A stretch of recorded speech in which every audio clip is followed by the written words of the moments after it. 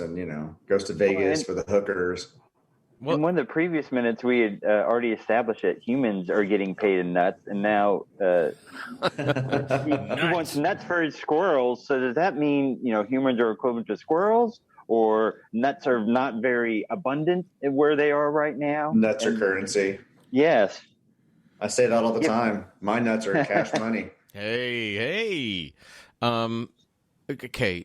In the conversation, he doesn't ever ask, where are you going? True.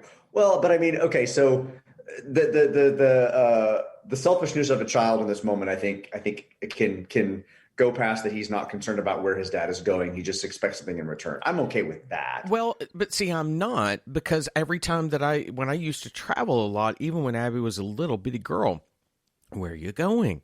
And with her, it was playful because, I was traveling different cities and she wanted to know about it. And then the conversation would come to, are you going to bring me anything? It's again where this whole scene is so superficial and it doesn't give us any layers of what can be built upon for their relationship.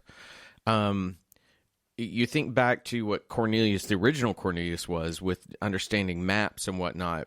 Caesar could have understood maps. He could have had a game with Cornelius where he played and pointed out the places on the map. Well, do you remember this year? They could have done anything like that, but they don't. They just play it for, I got to go, bring me something. How about nuts?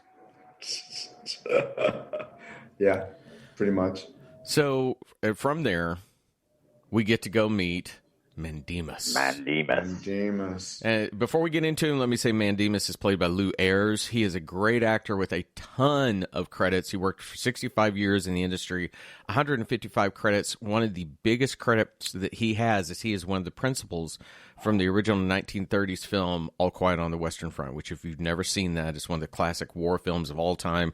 So this man has a ton of stuff before he becomes the biggest almost knock-knock ape in the whole world. It's like, who's there? I really expected a knock-knock check to be thrown out. But so we get a dude that lives in an armory. Well, do we know? We don't know that. We don't know that yet because we haven't gone in. We kind of jump from the small kiss cheek, the bedroom goodbye, to McDonald, and Virgil has now joined them, right? Yes. Virgil has not really been in these moments. If he was in, he would have been in the, he would have been mentioned in the doctor scene. But we have Virgil, McDonald, and Caesar, and they're all knocking at somebody's door. He's identified as Mandemus. Mm-hmm. And, McDonald, he's asleep, kind of picking up on the fact that it was nighttime or morning or something. I'm not really sure. I went back and looked, and the Lisa moment was supposed to be while they were going to bed, not when they were waking up. But I think the way that it moves like he's getting up from bed. And he's asleep, and we're clearly waking somebody up. We're waking up at night, waking up in the morning. I can't quite tell. And Virgil goes, "Not eternally, I trust." I'm like, "Whoa, what? Virgil!" I mean, yeah. Why did they just assume he's dead? I know if they want to make a suggestion that Mandemus is old, that he's a little bit up in years. That's a pretty hard way to do it. Let's hope we won't wake him up. Let's hope he's not dead. I mean, this is a kid's movie. He's asleep. Virgil says, for a man of his age, would have been, sleeping is all the time. I don't know, something along the line, but he's not eternally addressed. I'm like, shit, he's dead. Guys. Do you think audiences at that point were sitting there just, holding their bellies, chortling, that Virgil? My grandparents would have laughed at that joke. They would have chuckled at that, but it was a little hard. Maybe they're more forgiving in that era where they really didn't need to be entertained to laugh. They just offered laughter for no reason, because I sat there and I thought, man, this is literally the worst funny moment that I've seen in a script since Joss Whedon took over the Justice League. And I was supposed to laugh at shit. No, it's a very clever line. I like the line. It was just a little dark.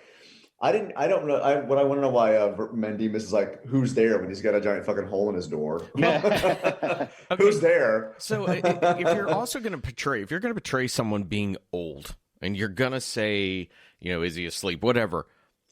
Shouldn't you cut to the old man just like maybe he's got a book that he's almost letting fall on the ground and he's about falling asleep and he wakes up? Instead, it's sort of like, who's there? You know, even the stage of it's just awful. What he should be reaching for his glasses, to put his glasses on, just a little extra moment to establish that he's older. They cut to him and he actually is dead. There's actually, they have a little chest paddles waking him up somehow. He's taking a bite out of his porridge and his face is on the bottle of the oatmeal, you know. Or, you know what? He could be a teetotaler. He could have a big old bottle of something that he's been sipping on all night long and it's just, he's got a little vomit spilling down him. These are a lot funnier than well, you know, you would want to see that, and then Virgil would say, "Not eternally, I trust." Then this would go to kind of a black comedy. I would have dug that a lot more. I think I would have too. It's a very weird moment that is played. I think that's what bothers me is that it's played so almost straight.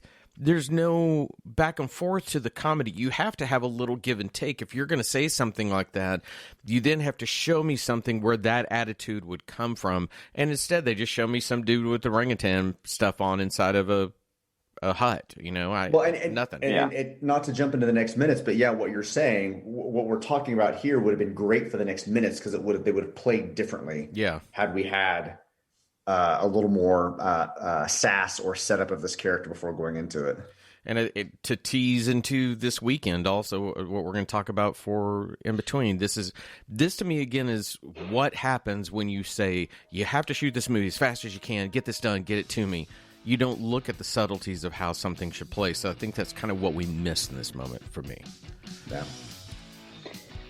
Sean, you took a breath, Sean. Did you have anything else besides yep? Okay, Sean's going to do his single word utterances. Yep. Nope. Yep. All right. Sure. That's the end of minute 21, and we're ending minute 21 on the 21st minute of what we're recording, so I feel kind of a nice symmetry. And it's the 21st. Oh, my God. We're recording on the 21st. I do believe that's a sign of the apocalypse. All right. For Richard and Sean, I'm Todd. Everyone have a great day. Bye. Bye, everybody. The minute of the apes. The minute